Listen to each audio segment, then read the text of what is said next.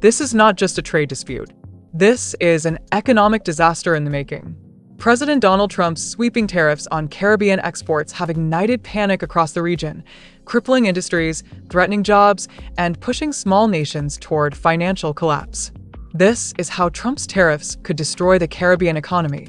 On April 2nd, 2025, President Donald Trump delivered a devastating blow to Caribbean economies by slapping a 10% tariff on exports from 13 CARICOM nations. But that wasn't all. Guyana, rich with newly tapped oil reserves, was hit even harder with a staggering 38% tariff. Trump's justification? Leveling the playing field and protecting American jobs. But for the Caribbean, this isn't about fairness.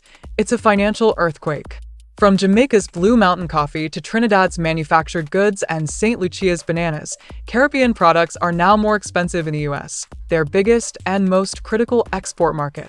That means less demand, fewer orders, and shrinking revenue for already fragile economies. For many small and medium-sized Caribbean businesses, survival in this new economic reality is not guaranteed. What makes the blow even more bitter is that the Caribbean, on the whole, actually buys more from the U.S. than it sells. Countries like Antigua and Barbuda are pointing out that this move punishes loyal trading partners who've historically been supportive of the U.S. economy. But that hasn't stopped Trump. He's treating economic allies like enemies, and the Caribbean is now caught in the crossfire. Across the Caribbean, the ripple effects are already being felt. In Jamaica alone, over 60,000 jobs are linked to export-driven industries, from sugar and citrus to coffee, bauxite, and niche artisanal goods. A sudden drop in U.S. demand due to the tariff hike means fewer shipments, factory cutbacks, and mass layoffs. Small island economies, which already struggle with youth unemployment and limited job opportunities, now face the terrifying prospect of a full-blown unemployment crisis.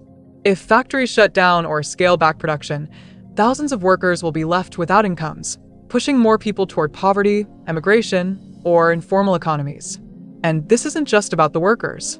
From farmers and truck drivers to customs agents and port operators, the entire supply chain is vulnerable. Trump's tariffs are pulling a thread that could unravel entire industries in the region, leaving families and communities scrambling to survive. The Caribbean community, CARICOM, has long aimed to foster regional integration and economic strength through unity.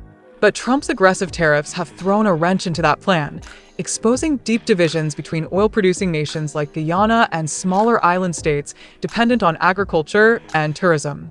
There's now growing concern that CARICOM could fracture under the weight of U.S. economic pressure. Some nations may seek individual trade deals with Washington, weakening collective bargaining power. Others might pivot toward China or the European Union, risking geopolitical backlash from the U.S. leaders like Mia Mottley of Barbados and Ralph Gonsalves of St. Vincent are calling for unity and swift action. But without U.S. cooperation, their options are limited. Trump has lit a fire under the Caribbean, and the region must now decide whether to stand together or fall apart.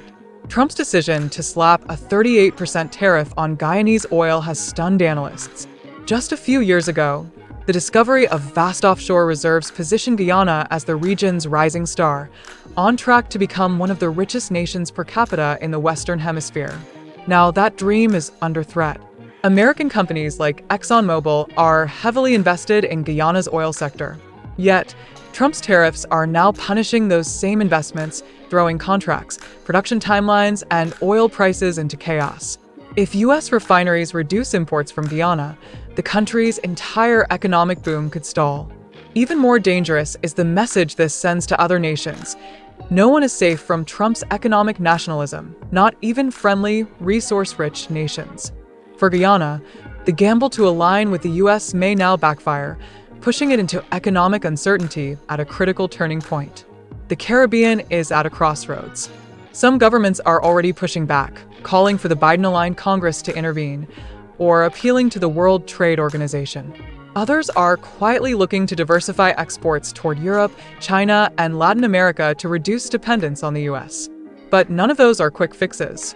In the short term, the Caribbean will suffer. Prices will rise, jobs will vanish, and economies will shrink. The region is in damage control mode, and no one knows how deep the wounds will go. If the tariffs remain in place, They could trigger a regional recession, set back development by decades, and drive a new wave of migration to the US. Ironically, the very thing Trump claims to be fighting against. This is more than a trade war. It's economic warfare, and the Caribbean is bleeding. Trump's tariffs have lit the fuse. Now the Caribbean must brace for impact.